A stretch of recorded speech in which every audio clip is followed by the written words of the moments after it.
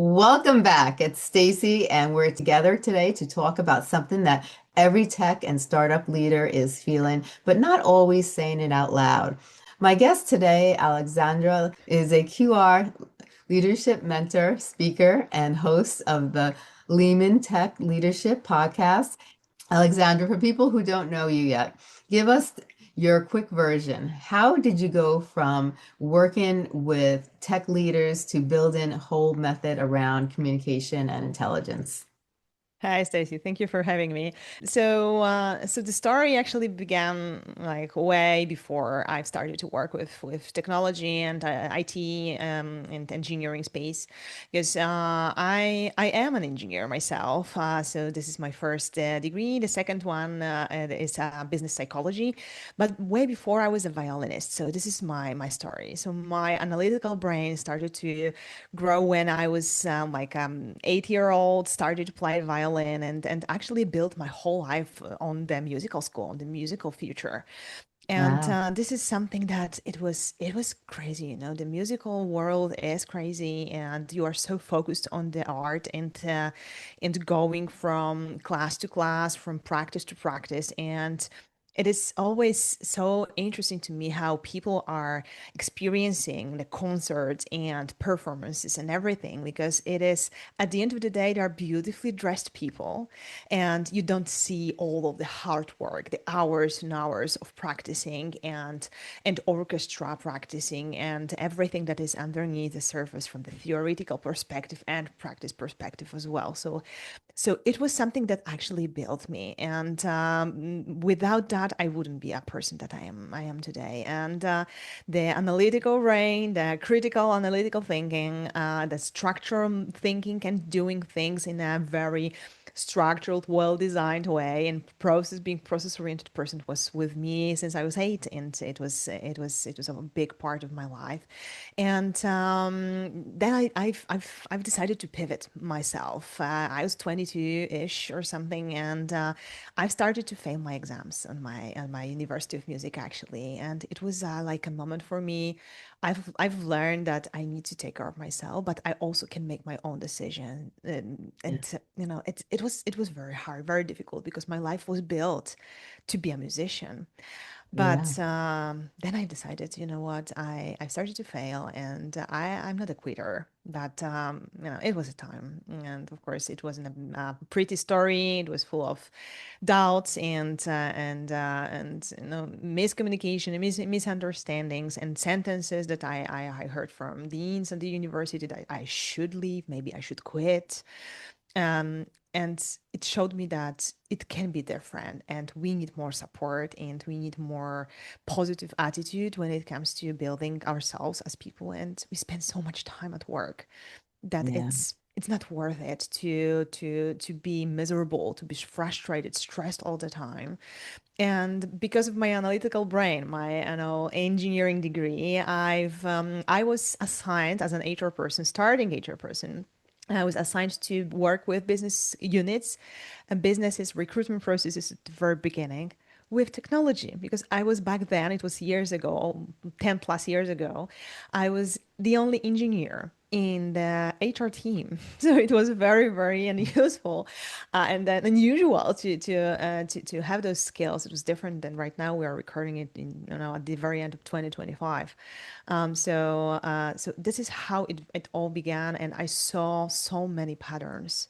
Stacey, from the very beginning, I saw how much people are struggling with people skills, how much people who are in love with technology and IT and engineering, they just sometimes hate being with other people, Yeah. and how much it robs them out of all the experiences that they can have, the building relationships for years, the support system, the communities that are important. Right now, today, we know how important they are, because we have an epidemic of loneliness and all of and burnout, and I'm sure that we are going to talk about it as well. So it was the beginning of myself seeing those patterns, and I said, No, it cannot be like that.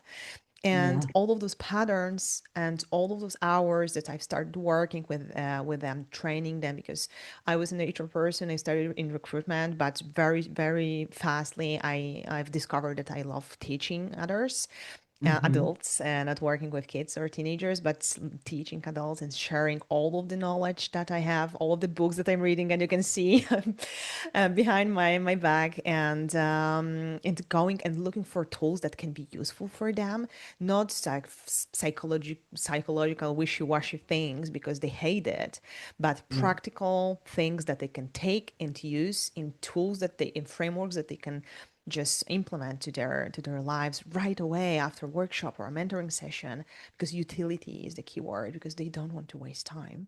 And this is how the whole methods was born. Wow.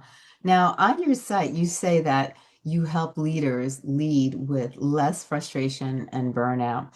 What were you seeing over and over and over again that told you, okay, communication is actually the root here? Yeah. There is a bunch of research that is connected with how poor communication is influencing the whole business, starting with revenue, going through engagement level and motivation level, through voluntary turnover, through Yeah. the level of burnout and stress within people, the level of hours that are wasted because of all of the misunderstandings, needed clarification, and so on and so forth. So I saw those patterns that people are wasting so much time. They have meeting to the meeting to the meeting. They have those discussions on emails or Teams or Slack messages over and over again. They waste hours of time on Yeah. misalignment and miscommunication. And we both know that when we are, when we are talking, it's easier, but when we are writing to ourselves over email or over Teams or Slack, we are losing like 60 between 60 and 80% of communication because of the nonverbal communication is not there.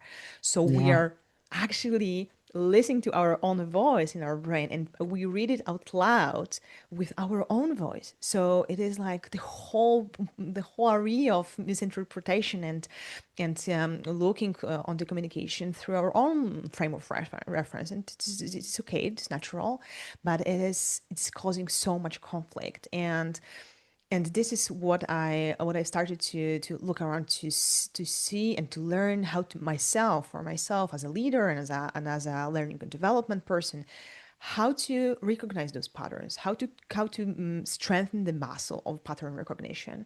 And I started to see that people are not communicating clearly. They're not thinking about contracting. So actually making a contract between me and you on what is there to be done, when it needs to be done, what is the definition of success.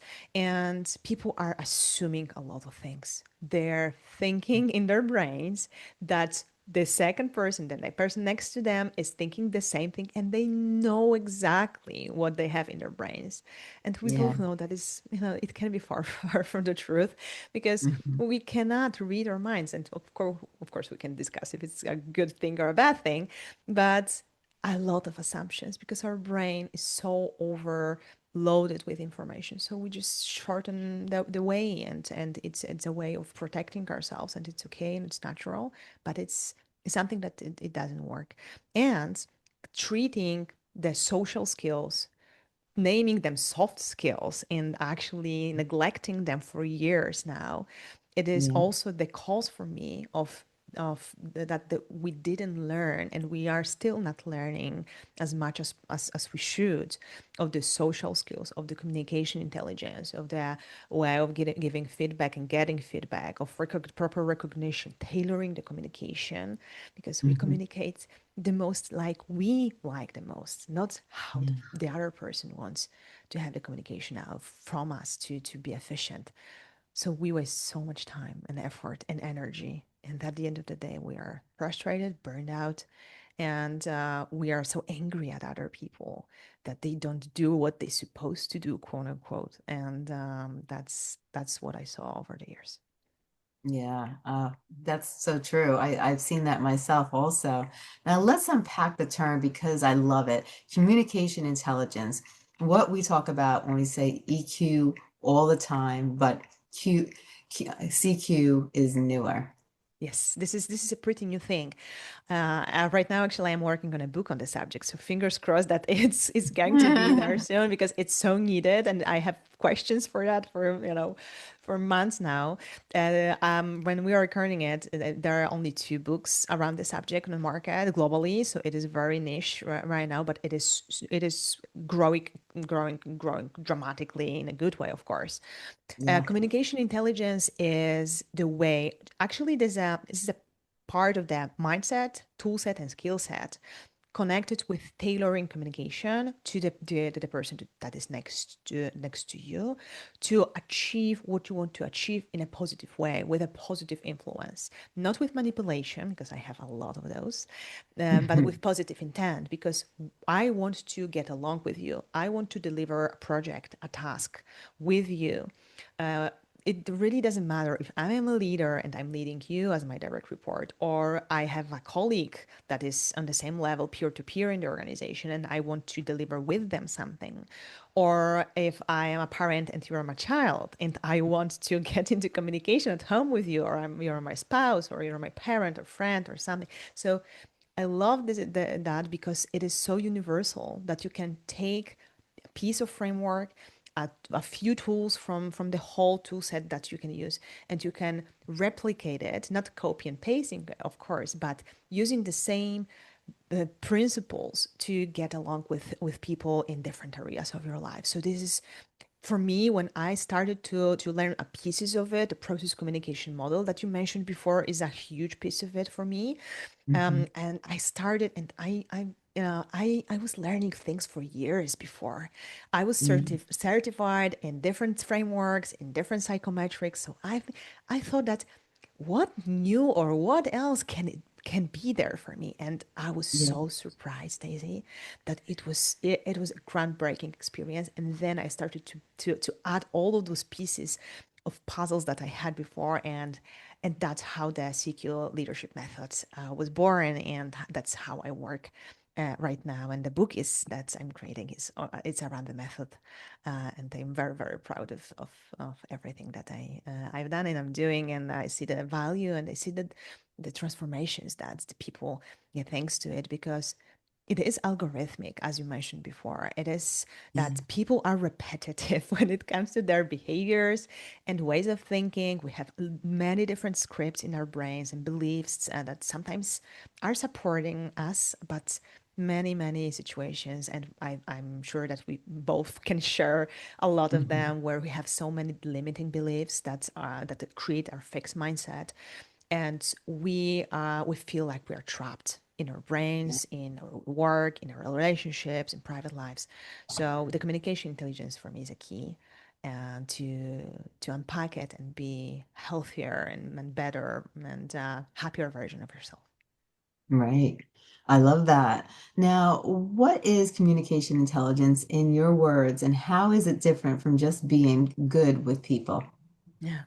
So communication intelligence, as I mentioned, is a combination of a mindset, skill set, and tool set. So in Mhm. communication intelligence, CQ is the first part is a growth mindset. So to be actually intelligent in communication, you need to have a growth mindset. So so you need to be open to learning. You need to have lifelong learning value on your short list. It is needed because we're learning all the time. And if you don't have this urge, it's going to be super hard for you to be as adaptive as it needs to be.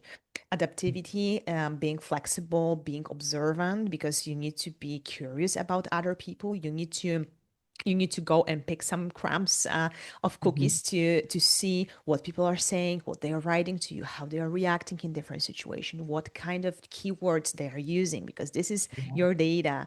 You're actually, when you have this growth mindset, you are turning on your adventure, and you're putting on your adventure hat, because you are Mhm. just starting to look for different cues, and you have this game of Cluedo or something turned on, and And it can be fun from this perspective, and especially for analytical people, it is extremely interesting because there are patterns. Once you know what to look for, you will see it. So the first part is growth mindset. The second part is part of the skill set. So actually know how to recognize the different types of languages, different types of constructing sentences, whether there are questions or more directive words, directive types of sentences, or more emotive, where there a lot of energy and positive attitude, hey, or maybe more emotions like somebody needs to be a little warm and cuddled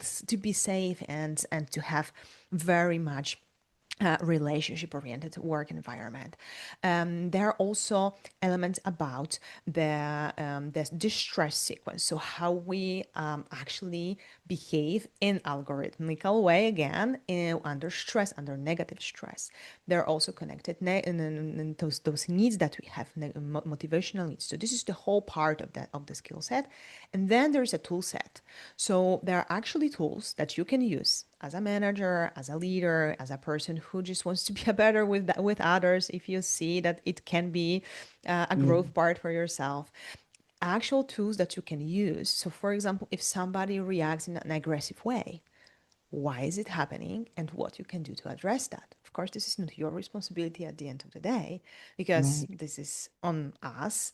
And as Mel Robbins would say, let them, Yeah. but let me react and protect myself. Let me put the boundary there, set the boundary between me and the aggressor, so it's not influencing myself, and it is for my own protection and my own health, physical and mental health. Mhm. If somebody doesn't deliver their work on time, so it's not as efficient as we want, okay, why is it happening? Maybe because of their preferences. Maybe they supposed to be alone, 100% remote work because they need to be alone, and they Yeah. seek solitude, and they work right now in a huge 80 people open space. They cannot even think logically, so they're not delivering the job. But it's not about their competences, it's more about work environment. So Mhm. there's the whole tool set that you can use, and it's ready to go. And to be completely honest with you and all of your listening, it is nothing fancy sometimes. Sometimes it's about asking a question. What are your preferences when it comes to work environment? Or when during the day you would like to work? Of course, depends on what you're doing because it's not going to be possible all the time. But Right. sometimes the curiosity that we are so busy, we are so working and working and working, doing more and more and more, so we are losing what's important outside of our eyes. So this is something that is the whole CQ about. Yeah, for sure.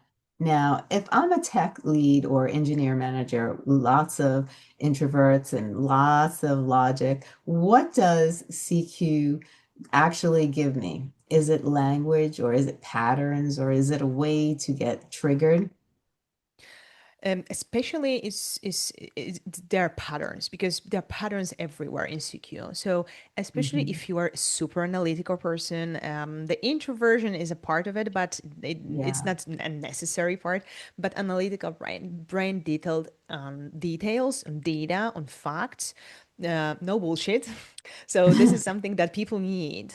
Give me data, give me structures, so give me frameworks so I can work checklists that I can follow, and this is something that they need, and it is okay because their brains are just working that way. Mhm. So the whole CQ method that I've created is around checklists, is around algorithms, is about cues that you can follow, and as you find one piece, you stick to it, and you make your hypothesis, and you go and tailor your communication a little bit. For example, if you are listening to the other person, or you're reading an email or a Teams message, and you see the wording like the data says, I think that it's going to be the best idea because bah, bah, bah, bah, bullet points, bullet points, bullet points, Right. paragraph, paragraph, paragraph, regard name. So well structured email or Teams message with data, with facts, with logic. You have a lot of small pieces of information that can give you a good hypothesis that this is the person in front of you that is a thinker. So a person who is attached to data, attached to logical thinking. The things needs to make sense for them because without that, they're not going to do it like whatsoever. So Right. if you have it, this is your clue. And okay, so I have this hypothesis. So right now, let me tailor communication to this person. So I speak their language. So I speak the language of data. So if I want to be communicationally intelligent, I would say something like, okay, so do you think that we should go with option one, two, or three? And if the person replies, yes, I think that we should, we have that, we have a connection. So this is Right. how we see that our hypothesis was good. And the other way around, if I have this analytical person at the other side, but I'm more harmonizer, so I'm more into emotions, I'm Hmm. more into relationship building, about the atmosphere, about being, creating comfort for others. So I would, if I read this email full of data, full of facts, and I would ask a question: How do you feel about it? Hmm. The person can say, what actually are you asking me about? Because I don't understand. So Yeah. the same type of sentence. So the question is there, but you're asking with using the different language that this person doesn't even speak. Right. So this is interesting, especially for the people who are very into data and logical approach, that the same part of, and this is happening because the same part of the brain that is responsible for using languages. Like right now we are talking with English, but Hmm. I could talk in Polish, I can talk in French, you can talk in Spanish, etc. So this is the same part of the brain that is responsible for our learning foreign languages is responsible for saying those words, so using those wordings. So data, opinions, emotions, reactions, actions, or reflections. There are only six. So Hmm. again, good information and good news for those algorithmical brains, because it is not the people are not infinite, and it is not about putting people into boxes. It's more about that, yes, you have algorithms, you have patterns, and Hmm. pattern recognition is a real skill. And if you have a good intention, so yeah, I have an intention to get along with you, to be efficient, to deliver the work, to build a relationship, to create a project, to create some value. So I have a good intention. I don't want to manipulate you. I want to for you to get hurt, or I don't want to blame you for something. If my Hmm. intention is good, it is, I think it's the ultimate goal for everybody, regardless of the type of the brain they have. Right. Oh, I love that. Now, you also use the process communication model. For people hearing that for the first time, what is PCM and why do you say it changes the way we understand ourselves and others? Yeah, the PCM is something that I just mentioned. That the process communication model created by Tabby Kaler years ago in NASA. It was like a solution for very highly intelligent and well qualified. And right now they are also very highly qualified because they're not incompetent people in NASA, right? So Yes. it was created because they couldn't get along in space, and it was very very expensive to have those missions that are very very hard to get because Yeah. people couldn't get along in space where you cannot just shut the door, right? And you cannot leave the room. So Teddy was there, and he supported those people back then, and that's how PCM started, as as showing again the patterns on how people are reacting, especially under stress and under pressure. Yeah. And PCM gives us six types of preferences when it comes to communication, when it comes to work preferences, the communication preferences that we have. And we all Mhm. have everything in our personality structure. And this is the beauty of it, that I'm not one thing and you're not the other thing. We all have Right. everything, but in different order and in different access, as we are all different people. We are raised differently in different countries, different environments. We have different experiences from the past. and so on and so forth. So it is like a structure, again, a framework that is connected very much with everything that I do.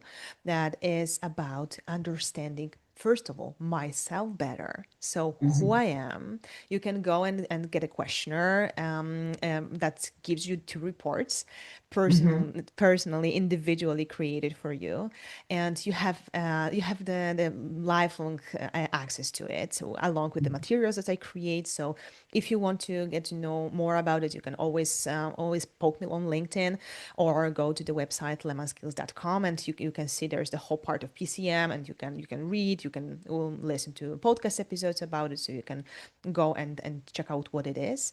And then you know about yourself, because you always start from yourself. If you don't understand Right. yourself, if you don't know about yourself, what are your preferences, how you're reacting under pressure, what kind of behaviors you have, what kind of limiting or supporting beliefs you have, you Hmm. cannot possibly be efficient and effective and well prepared when it comes to supporting others. So if we are Right. talking about leadership, if you're not, it's like, again, oxygen mask all over again. If you're not Hmm. taking care of yourself, if you're not covering your motivational psychological needs, if you're not working in the environment that supports you the best possible way, how on earth you're supposed to support other people and build an environment for them, so they can strive and be the best version of themselves? It is impossible. Right. So PCM gives you the north star of who you are and who are your people. And Right. because of the knowledge that you have one step further. So it gives you an answer. Okay, so what next? So Hmm. what that I'm this and you're that. And they are ready to go and ready to use tools. And again, toolset is there, tools and strategies, and even sometimes sentences that you should use, or Yeah. questions that you should ask to the person that personality the base is that, especially when it's far in access to you, because it's always easy if you have a Hmm. similar basis of personality. We speak the same language, so we can communicate very easily. The Right. harder situation, the tougher situation, is when you have small access to a floor with some skills or some resources, and in Hmm. front of you, you have an employee that has a 100% access to it, and it is their main preference. So you need to stretch to get along, even for just a little moment, a little bit, to go and put this feet in a door and just start communicating, just have a connection. And PCM is giving you all of that, and for me it was a groundbreaking discovery, and I'm in love with that since I was starting using it from the very beginning. So I know many psychometrics, I know many tools. As I mentioned, I'm certified in few, but Hmm. this was a game changer. I love that. Now, can you walk us through a real situation, maybe a senior engineer pushing back or a product person getting emotional, where PCM helps you spot, oh, this person is in distress, here's the channel I should use. Yeah, totally. I know I have so many of those experiences, so I need to choose wisely. I'm going to pick one example that I experienced as a consultant. It was 2 weeks ago or something.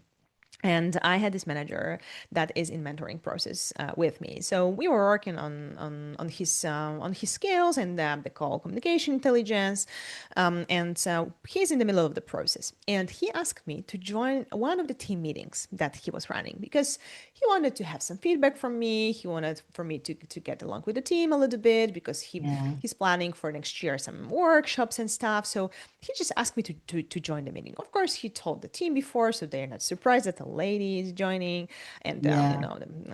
the weird foreign Polish lady. So I joined the meeting, and it is a software development team. So Hmm. there are software engineers, there are people who are on different levels of maturity. So there are some juniors, some mids, some regulars, some seniors, and this manager that is in the mentoring process with me. And it is a weekly meeting. So statuses talks about a pieces of software that they've created over the week, some issues, some blockers that they started to Yeah. discuss, a little retrospective, what we did very well, what could we done better in this week, and it was one piece of what we could have done better last week. Yeah. And one guy was talking about the cooperation with the other person, that they were working on some piece of software together. So Right. they both writing a piece of code, and they agreed that they are going to be their buddies, them to check after they did something, because it was very important for the product, and the Right. deadline was very tight. So it was a lot of pressure, time pressure, resources for like something. So Yeah. it was tight, and but they delivered as well as it was possible with the resources that they had. Yeah. But one guy told that, you know what, I have something on my mind that we could done better. I think that we could have planned better our work, because it was a little bit spontaneous. We didn't have a good plan. We some kind of shared work, but then we need to double check on everything. So I think that we might planned it better. And Hmm. the communication itself, the communicate itself, it wasn't bad. It was Yeah. with good intention. It was okay. Hmm. But the other person was very tired. He was very frustrated. He also has a young, very, very young, very small kid at home. So he's sleep Hmm. deprived. And he has smaller levels. So he's not as qualified as he would like to be right now, Yeah. because he's at this level of his life that he's a new kid, and this is the new situation to him as well, first child. So he didn't have as much time as he would love to have to catch up on new technology, or this new AI tools that they're using in the organization. So he was kind of frustrated, because he needed to be seen as a competent person. Yes. And because of this moment in his life, it wasn't possible for him to do everything, because, of course, it's not possible right now. Right. And the first person, there wasn't any blaming or anything. He just said that we could be better at planning, but Hmm. he was triggered by this being hungry of the previous version of himself, with all the time on Yeah. his hands, all of the time to be up to date, to educate himself, to plan better, to do a better quality of the work. So he lost it, and he started to yell and was like, "Are you a moron? What are you saying? It was impossible to do it. It was so the deadline was so short. It was la la la la la la." And he started to scream at this guy, and he was like, "What is happening?" Because I was just saying, because we have this contract for retrospective, and I was like, "Oh, interesting." So it Yeah. was like a natural reaction from the script, the algorithm, from the thinker. So this person who is into data, who's into logic, and this is a aggressive sequence that is attacking others for what they didn't done well. But of course, they're blaming others. They're looking for external word that is there, and it's not as supportive as it's supposed to be. So it was after the manager already got to know PCM and all of the algorithms that were there, and he Yeah. did it beautifully. And I was so proud of him, because he was like, "Okay, guys, I'm going to stop it, because I see that it is a tension there, and I understand that it can be hard." And he said Hmm. to the guy that was started screaming that, "You know what? I really appreciate everything that you're doing, and I see how hard you're working, and you actually delivered the job on time and very well, in a very good quality." Hmm. And it was like, huh, oh, okay. Mhm. because he needed to be recognized for his efficient work, because this is one Right. of the main needs of the person who speaks data. And the manager was aware of that, and just one two sentences that he used, and the guys were like frozen or something, and he was like, oh, okay. And he came back to himself. Right. So it was beautiful. And I was so proud of that, because you can get carried away and go and be aggressive as well, because aggression Yeah. invites aggression and Hmm. attack invites attack. And he could done something totally different, but Right. he's learning and he's better in that. And it was pure PCM and pure communication intelligence that he reacted that way. So this is one of the freshest example and the most beautiful ones that I can give you right now. Wow. Now, how does this change leadership? Because most leaders will say, I told them the task. Why isn't this done? What are they missing? And how are these people processing communication? Yeah. So I'm always repeating this, and it can be boring, but I think that we need to hear it over and over again, that there's no one size fits all. Yeah. There's nothing like that in communication. And Mhm. as I mentioned at the very beginning of our conversation, Stacey, that it is impossible for all people have the same preferences when it comes to Yeah. communication. And the most the most important thing is to understand that the way we like to be communicated to, so the way we like the communication to have communication, is Right. not the same way other people like to be and to have communication Yes. from others. So Hmm. sometimes it is impossible for people to understand. And the biggest aha moments during workshops or one-on-one sessions, they're like, that's why they don't understand, quote unquote. They don't deliver their work. They are not efficient. They're not focused on what they're supposed to do. Because first of all, the question is if we did a contract properly. So you're saying that, yes, here's a task and here's the deadline and here what's the outcome should be. And yeah, Yeah. yeah, congrats on the task and yeah, good luck. Hmm. But sometimes it is, first of all, it is not enough information about what is there to be done. And Yeah. most of people on a planet, regardless of the culture and the country that we're living in, they don't want to ask a question. So the two questions that are the worst things that you can do as a leader is, do you have any questions? Hmm. Is everything clear? Because 90% of the people were saying, nope, no questions. Yes, everything is clear. Because they don't want to look stupid. They don't want to Right. look incompetent. And it is a natural response. And those questions mean nothing because we get nothing out of them. Yeah. So this is the first thing that I would check if actually the person gets the task. The second thing is, are you using the language that is tailored to yourself or is Hmm. tailored to the other person? And this is the second piece of the puzzle that is crucial most of the time. Because if I Right. speak data and the second person speaks emotions, so if I give them task very logically, with data, Hmm. with information, with numbers, with money, with anything, but there is no context, there is no emotional drill that they can stick to, there is no impact on others, there's Yeah. nothing human connected to it, it's not going to land.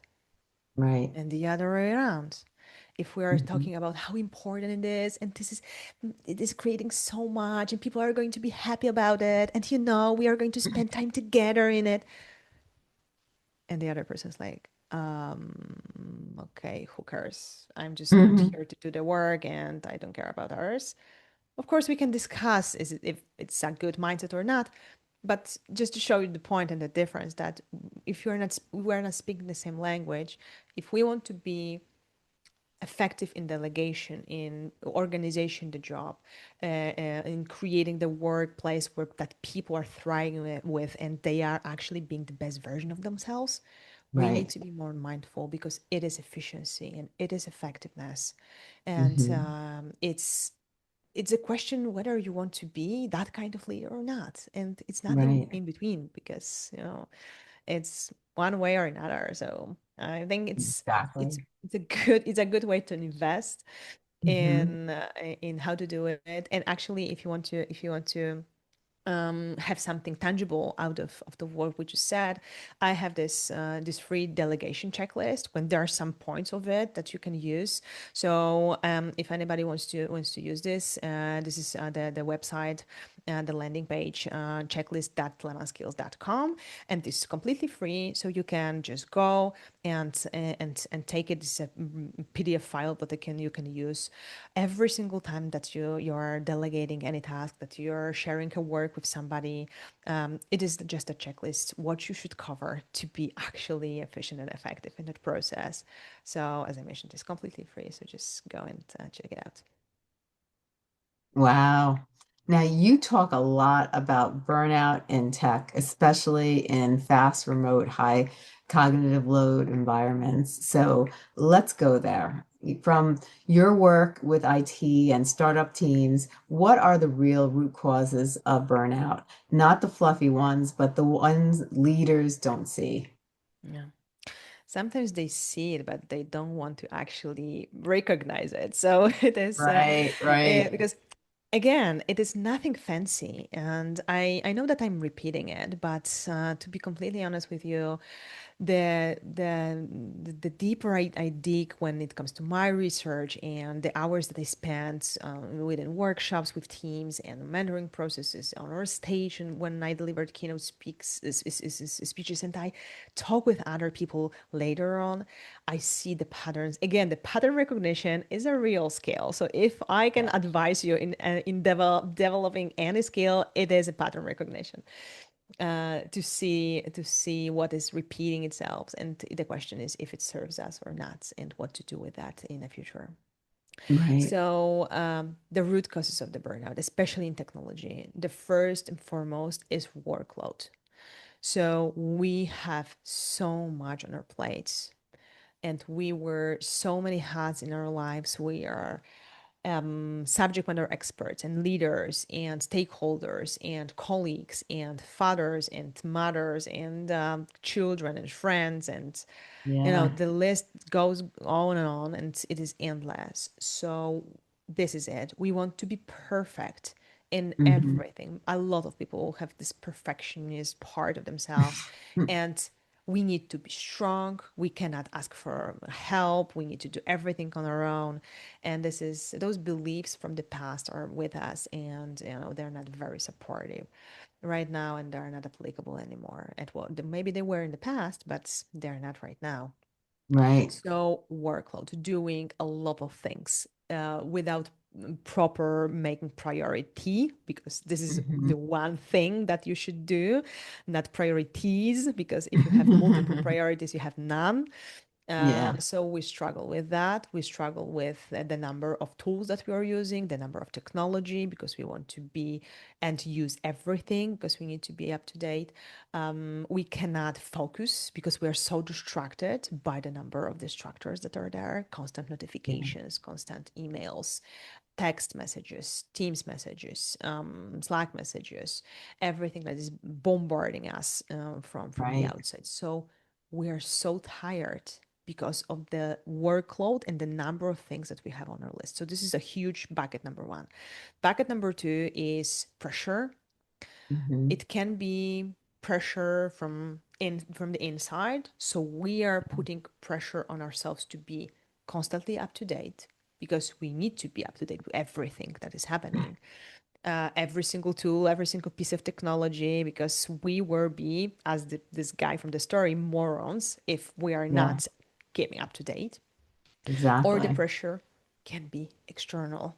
So the organization can put a pressure on us, a manager, the stakeholders, the investors. When we are talking about the startup world, Hmm. there's much, much more pressure than it was even 2 or 3 years back on Oh, yeah. who we should be and how fast we should achieve things. Hmm. So the constant pressure, again, depends on the person, internal, Yeah. external, or both. So it happens as well. The third bucket is physical health. So how you are taking care, and the burnout is the opposite of that. So how Yeah. you don't take care of your body, how you neglect sleep, how you neglect food, how you neglect water, how you neglect movements. So Yeah. everything that is connected with the physical part of yourself. And the fourth bucket is mental health Yeah. and connected with the relationship that are in your life and work. So the quality of the relationship, the quality of the support system you have, the communities that you have. Of course, again, we repeat again and again that you are an average of the five people that are around you, and this is the truth of the truth. Hmm. How you rest and the Hmm. belief that the rest is soft, that's if I rest I won't achieve what I want to achieve, I'm not a successful person, I'm not tough enough, especially women, let's be honest, that we need to be Hmm. tougher and tougher, and we need to be perfect in everything, of course, having five jobs at the same time. So when it comes to root causes, the real root causes of burnout, I see those four. Sometimes I take the relationship part out of it and treat it as a fifth one because it Yeah. can be something, especially that you mentioned introverts, the people who are very into being with themselves, being very connected to their space, not building relations very openly or in a fast way. Sometimes they don't know how to do it, they feel very uncomfortable. So sometimes it is the fifth one, so it depends on the person. But number Hmm. one is the workload. Right now, it's crazy. And the Yeah. second one is physical health. That has a huge influence on the mental health as well, and it has an influence on, so everything is interconnected. But I see it over and over again, and it's a new pandemic actually. The Yeah. burnout, especially in technology, is a new pandemic. I can say it with 100% Right. assurance. Yeah. Ah, that's so true. Now, Alexandra, this was gold. Now, if someone is listening and they're thinking, my team needs this, not in theory, but in our day-to-day site, your masterclass or your LinkedIn, you know, what, for those building this, they're trying to build what they're doing, what are some of the things that they can do that you provide to help them, get to this point where they can overcome burnout and they can work on their communication skills and they can have a better team and be able to balance out their life. Yeah. The good news is that you can do a lot of things on your own. So use all of those things that I was mentioning that are free. So you can just grab and use it. So use the checklist, go and listen to the podcast. Right now, when we are recording it, there are over 100 episodes of the knowledge that you can use. There are solo episodes with the knowledge part. There are also episodes about PCM, purely PCM, then application of those tools with examples, with strategies, with pieces of framework. So go and use it. There are also conversations with different tech leaders from all around the world, startup world, corporate world, middle and big and super small organizations, Hmm. man and female. So this is a lot of gold there as well. So Yeah. go and take it. It's completely free. You can check my blog as well because if you prefer to read things, not listen to them, you can always go. There are also materials about personal communication model. There are articles about different pieces of the framework, also about what I mentioned today, about some tools, about some practical pieces of it. Everything is pure practice. I'm like 20% theory to just make ground to you understand where it comes from, but then you go and do things. So you can Right. read, you can listen, but the most important thing is that you take action, because Yeah. if you only stay on the theory, nothing will change. So Mhm. go and just try to recognize the patterns, try to map your team, just just to look for those keywords in the language. So this is something that Yeah. you can do on your own. And if you don't want to do it on your own, because it's like, nah, Alexander wants hours and hours on listening and reading, let's do it. What's the faster way? Right. You can work with me if you want, or you can find another person that is specialized in process communication model in your area. If you go into the PCM global page, you'll find the names.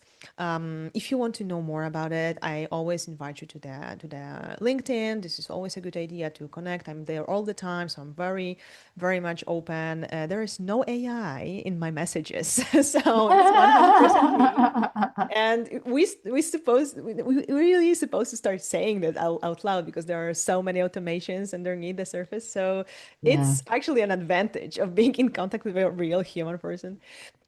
So this is it. More details on my website, lemanskills.com, and the checklist.lemanskills.com that I mentioned with a free checklist that you can take and use for strengthening your delegation skills with communication intelligence, because this is something that I use. And if you want to have weekly information, books, links to my podcast, to free courses that I always put there. You can go and leave your email on lemanskills.com/pulse, Pulse.